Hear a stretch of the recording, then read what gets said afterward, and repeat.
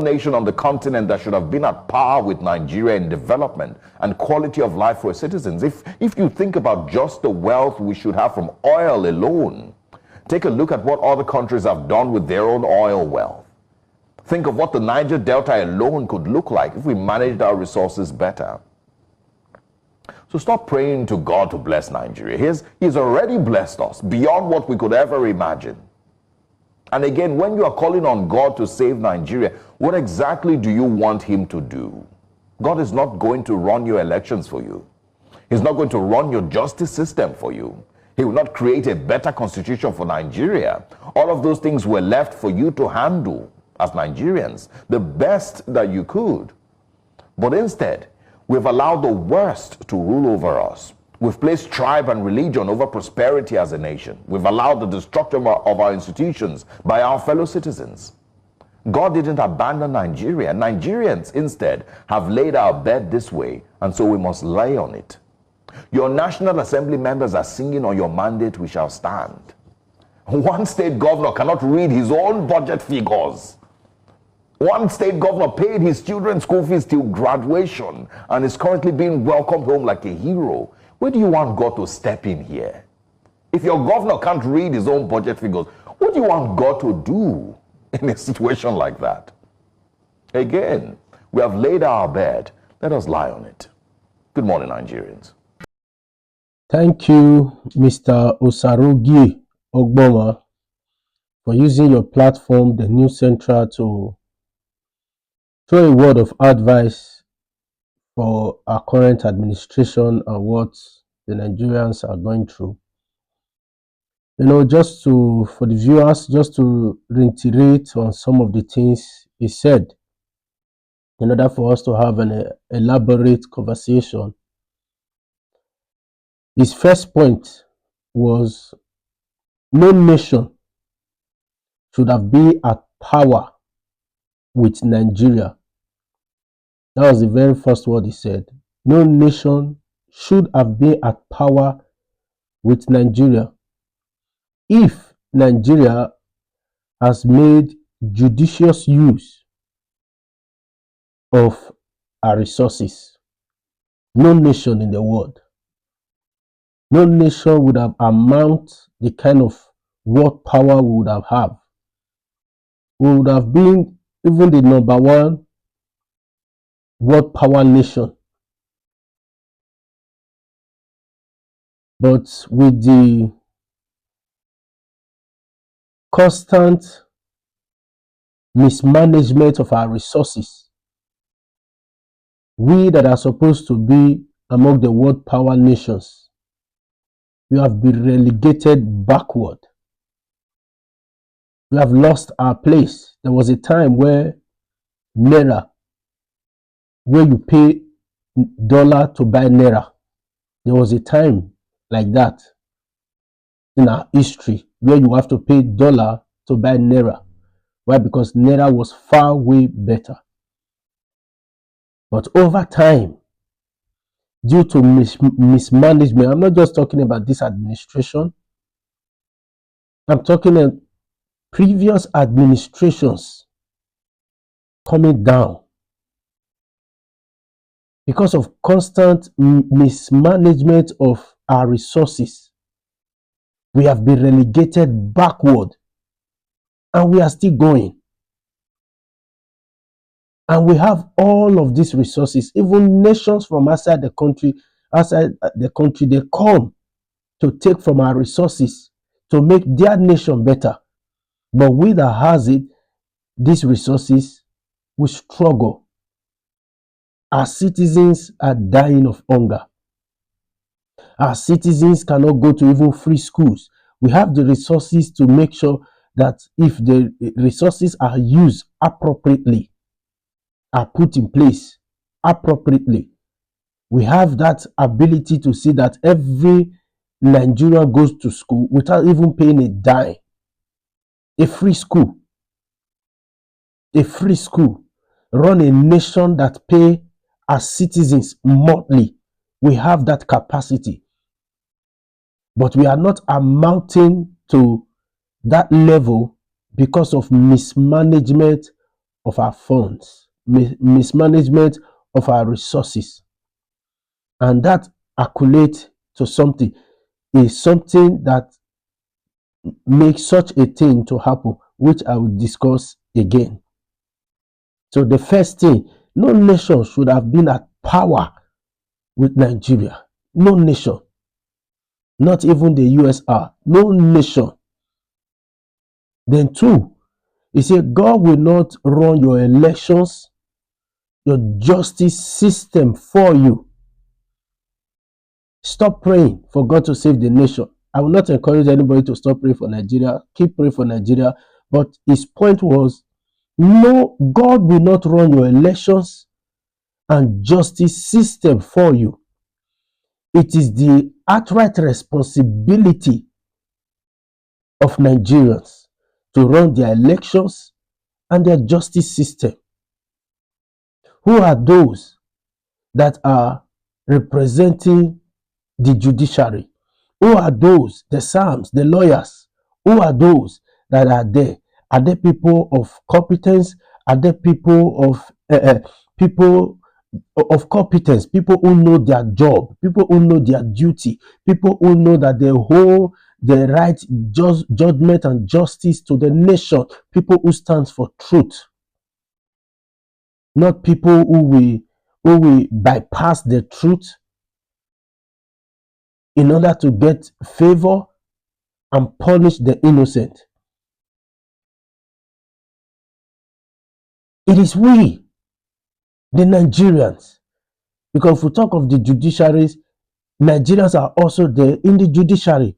Not until we start putting things in place that in every sectors in the nation we have competent men, we have men of integrity, men of trust, men that are trustworthy, faithful, men that will stand for truth at all times.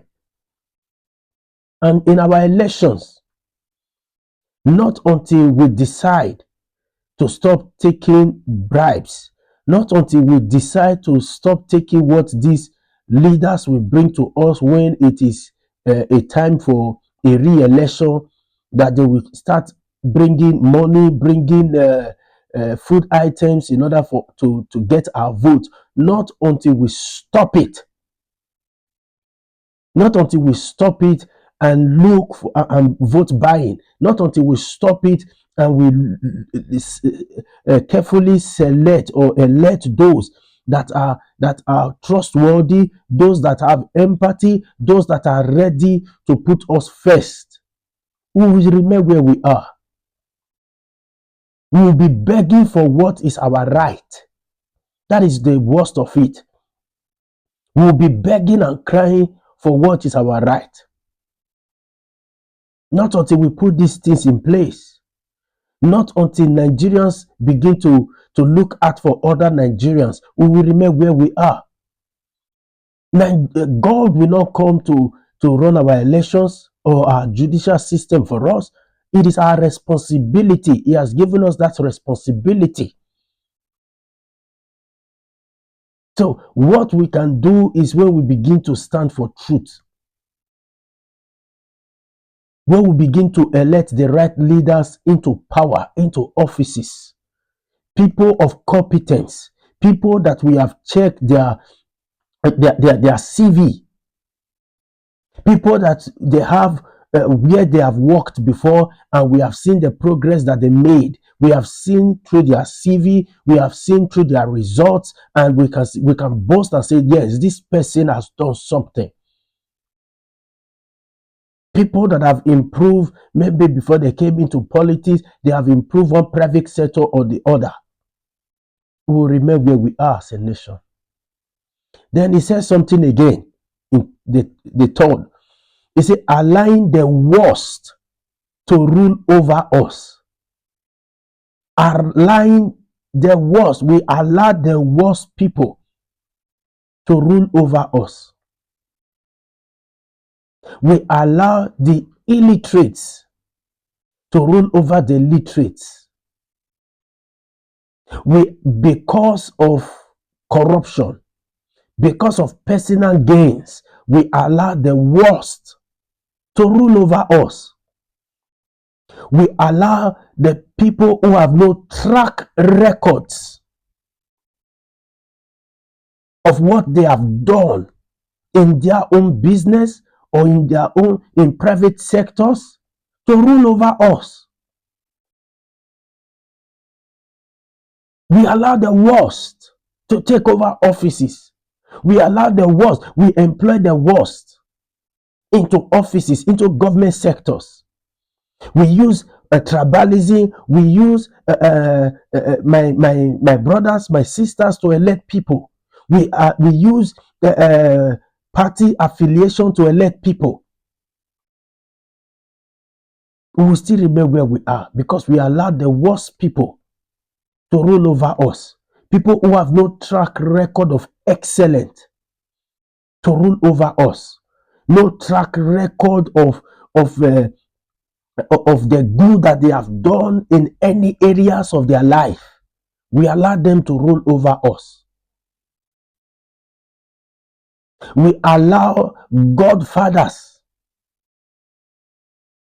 to give us who to vote for.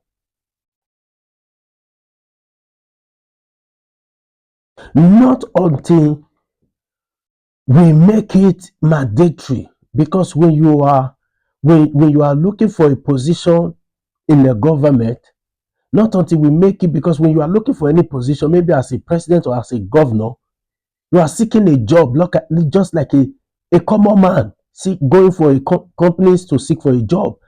That is the same. It's likened to it. So not until your credentials are seen by your employers, not until your credentials are carefully scrutinized, you should not be the one to rule us. Because if everybody is on the same level, it means our development will be on the same level. If everybody is on the same level, that the people that are ruling over us are on the same level with the electorate, the nation will be stagnant and the nation will remain on the same level. So not until we make it very mandatory that people that are to rule over us bring their credentials, they come to panel of the panel of scrutiny before any election to tell us what they want to do for us, and without being biased, we vote for the best after looking at what they can give to us. We vote for the best, not what is imposed to us, not what is brought into power by corruption, bribery, and buying of votes. We will remain on the same spot. We will remain on the same spot. The nation and the people, the electorate, will be the one to suffer it. And not until we allow even our votes to count. Because sometimes the electorate, they vote for the right person, but because of some scrupulous individuals that are in offices or in INEC office, we find out that the ones we vote for, it's just like, it's not what I order. That is not what I got. In the process, causing mayhem to our democracy. People losing interest to go and vote. You hear when it's election time, you hear people saying all sorts of things. We already know who will win, so my vote will not count. People no longer have interest to demonstrate their franchise. No interest. And that is not helping our nation. We must allow the best to rule us. The best to rule us. We must allow. So in that essence, you will see that party members, various parties will begin to bring out their best to rule. Not their brothers, not their sisters, not their family member, not their loyalists, but they will begin to bring out their best. When we begin to require that they bring their credentials, we see the track record of where they have coming from, where they have led before, what they have done, they have been able to bring to that sectors of their life, after they have increased it. That is only when we move forward. Then he says something again. He said, we place tribalism, religion, corruption over prosperity of our nation. And that is it. We place tribalism, we place religion, we place corruption, rigging of an election, bias. We place all of this over the prosperity and the advancement and the improvement, the growth of our nation. If we allow the worst to rule over us as a nation, we are not going to grow. That is, when you allow or when you ring the way of the worst to rule us, that is you standing against the growth of the nation. That is you standing against the advancement and the prosperity of the nation. And that is what we have been facing. The worst ruling over us. The worst, the very worst ruling over us. When you continue to do the same thing, you continue to see the same result. It is the same result. People who cannot even stand before their own people to present themselves, how are they going to go out to other nations, to other nations in the world to bring their resources to us? How? A man who have not even traveled from Nigeria, that have not even traveled out of Nigeria, how do you expect such a man, what he has not been doing before, do you think he will start doing it now, bringing investors to your state or to your country? It's not possible. A man who have not been seen to be one who can raise money for private sectors to grow, do you think he will start now? It's not possible. It's not possible. So we allow tribalism, religion, corruption, ringing of an election over the prosperity of our nation. Fifth, one state governor cannot read his state budget. Not just only a state governor, even the Senate president could not even read his own budget. The budget. And sometimes we, like the comment that was coming, people saying somebody can make mistake. Yes. But not in a crucial areas like this. Not in areas like this that are very crucial. The budget of a state, the budget of the Senate.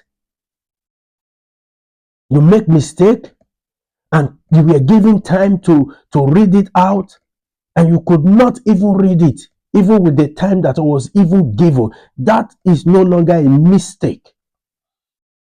It's no longer a mistake.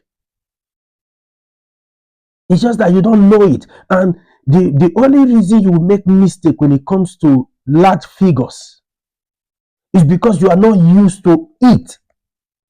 Full stop. You are not used to such amount of money. You are not used to it. You have not handled such amount of money. You have not seen it. Because if you have seen it, it will be very easy. If you are one that has been dealing with such amount of money, it will be very easy for you to pronounce it because it's something that you are used to.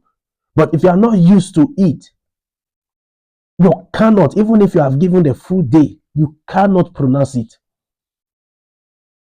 So that is a problem.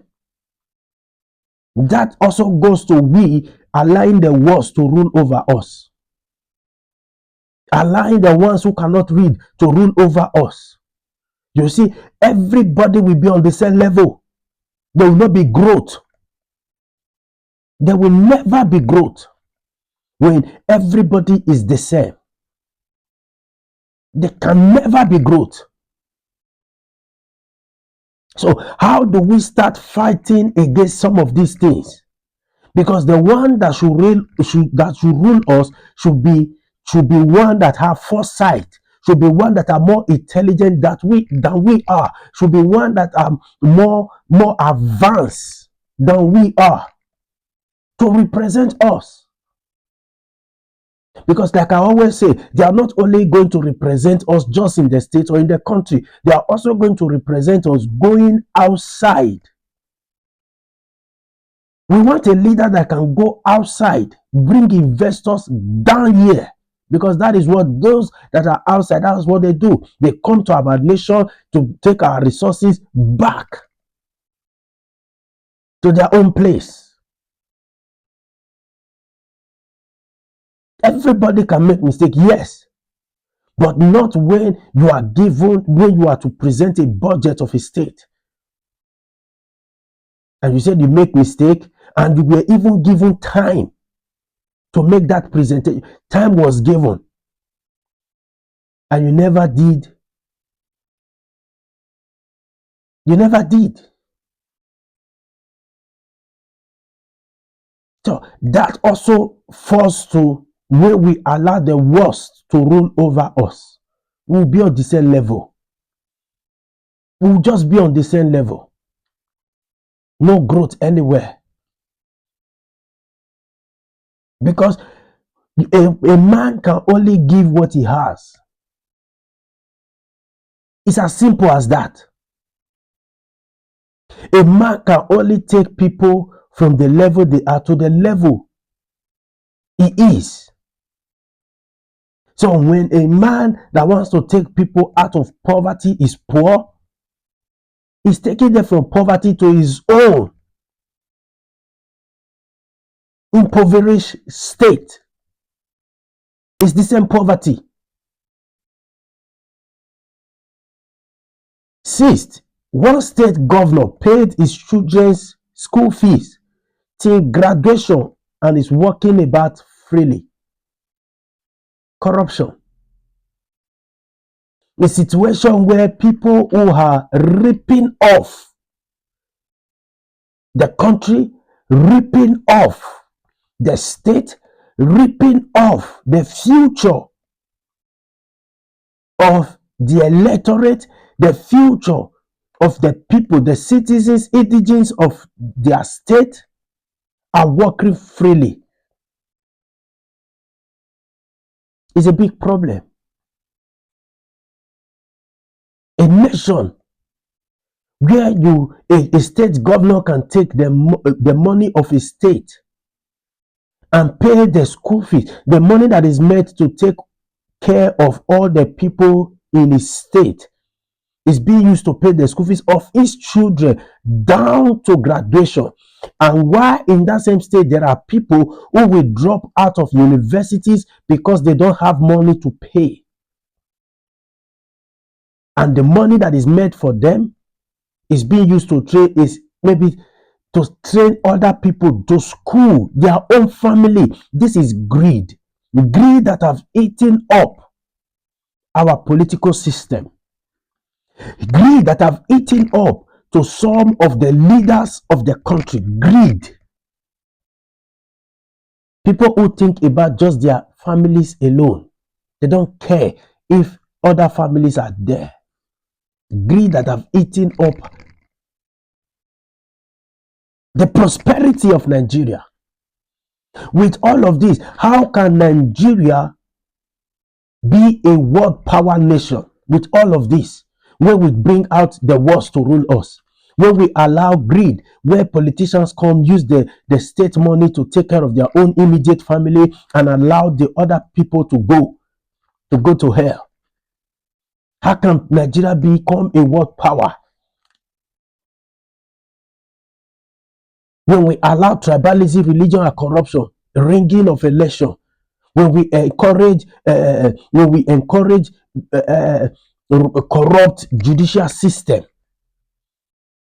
How can we restore Nigeria into a world power nation? How? With all of this. But my word of advice is that there is still hope. There is still hope. For a tree that is cut down by the scent of water, it will still spring up and bud. There is still hope for Nigeria. But not until we change, not until we bring out the best to rule us, not until we bring out those that have good track records, those that can represent us in world stage to rule us, we will still remain where we are. Not until we kill out the corruption, we will still remain where we are. We will still be those that like when we travel, we hear other nations saying, "You are from Nigeria?" "Yes, I'm from Nigeria." They say, your nation is blessed. Your nation is so blessed with resources, but why are you guys like this? Why are you guys like this? Why are you guys suffering? It is because year after year, we are being punished with bad leaders. People who only think about themselves, not about Nigerians. Thank you.